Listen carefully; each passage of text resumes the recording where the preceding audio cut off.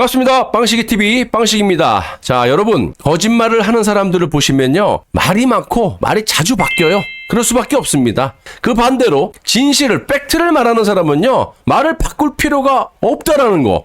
이건 아마 삼척동자도 아는 매우 상식적인 겁니다. 자, 이화영이 말을 자꾸 바꾸고 있다라는 건데요. 이화영이 왜 이 지랄을 하는 걸까요? 이화영은 이재명이 범죄자가 맞다고 그렇게 주장을 하다가 총선에서 압승을 거둔 이재명이 무서워서인지 모르겠지만 입장을 싹 바꿔갖고 거짓말을 지금 막 퍼대고 있어요. 뭐 검찰에서 김성태가 연어회를 사갖고 와서 뭐 참이슬을 사갖고 와서 나한테 술을 먹이고 회유를 당해갖고 이런 황당한 지랄하고 자빠졌는데요. 일단 이화영은 지난 4일, 지난해 7월 초순경 검사실 앞방 창고에서 소주를 마셨다. 그러면서 법정 증언한 뒤 17일 변호사의 방송 인터뷰에선 또다시 말을 바꿔서 6월 30일 진술 녹화실, 또 18일에는 7월 3일 진술 녹화실, 이 지랄을 하면서 음주 시기와 장소에 관해 말을 수시로 바꾸고 있다는 겁니다. 길게 볼 것도 없이요, 팩트가 변할 수 있습니까, 여러분? 말이 자꾸 바뀐다는 건 이화영 이 범죄자 놈이 거짓 공작을 하고 있다는 거 아닙니까? 또 이재명은 맞장구를 치면서 당시 CCTV를 공개해라! 이렇게 주접을 떨고 자빠졌는데 한번 보세요. 일단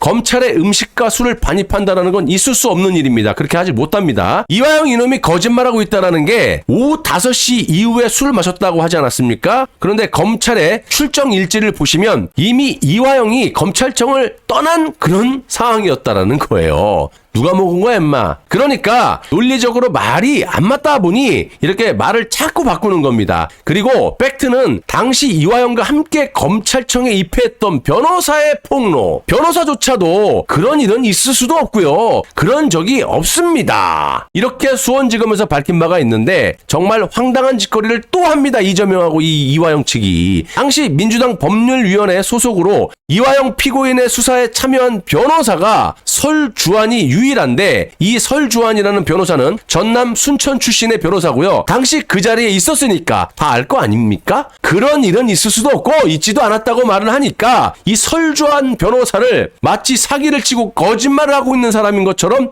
이 사람 말은 믿을 수가 없다, 배신자다, 이런 또 프레임 공작을 하고 자빠졌어요. 그 이유가 정말 황당한데요. 현재 설주환 변호사는 이재명의 독재가 싫어서인지 탈당을 해서 이낙연 당으로 옮겼다고 해요. 이런 점들을 가지고 실토를 한 이 변호사 설주환이가 배신자다, 고로 그렇기 때문에 믿을 수가 없는 인간이다, 이런 황당한 주장을 이재명과 그 똘마니들이 하고 자빠졌다라는 겁니다.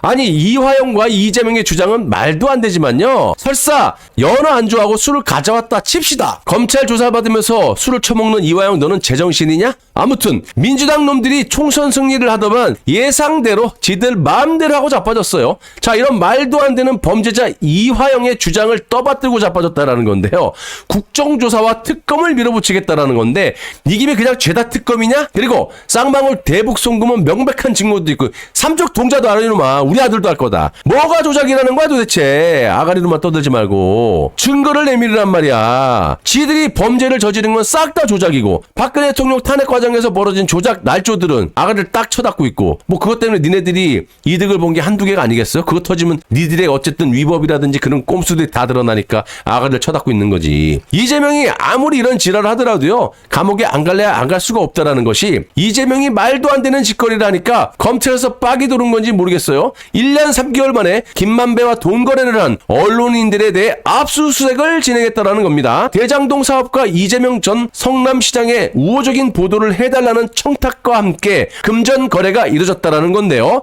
일단 언론에서는 무슨 A씨, 김씨 이지랄들 하고 있지만 빵식이TV에서는 실명을 그대로 공개하겠습니다. 한겨레 석진원에 9억을 쳐드셨고, 한국일보의 김종건이 1억 원을, 중앙일보의 조광수라는 인간이 1억 원을, 채널A의 배혜림이라는 여자가 명품 구두를 받았다고 하는데요. 앞서 언론사들은 개인적인 금전 거래였다고 해명을 했지만 말 같지도 않은 그런 달나라 가서 하시고, 지난해 1월 한겨레 신문은 편집국 간부 한 명이 2019년 타사 기자였던 김만배 씨에게 9억 원을 빌려 현재 2억여 원을 갚은 상태다 라면서 이 간부를 직무에서 배제하고 실체 파악에 나섰겠다라고 사과를 했습니다. 한겨레는 조사 결과 차용증이나 담보가 없이 거액의 주택자금을 빌려 경제적 이득을 얻었다면서 이 간부, 그러니까 9억을 받아 쳐드신 석진환을 말하는 거겠죠. 이자를 해고했다고 합니다. 또 중앙일보 간부 같은 소리하고 자빠졌죠. 이름이 없냐? 실명 깝니다. 조광수겠죠. 2018년 김만배에게 8천만 원을 빌려줬다 7개월 만에 이자 1,000만 원과 원금을 돌려받고 2020년 다시 김 씨에게 1억 원을 빌린 사실이 드러나자 사표를 냈다라는 겁니다. 한국일보는 2020년 김만배에게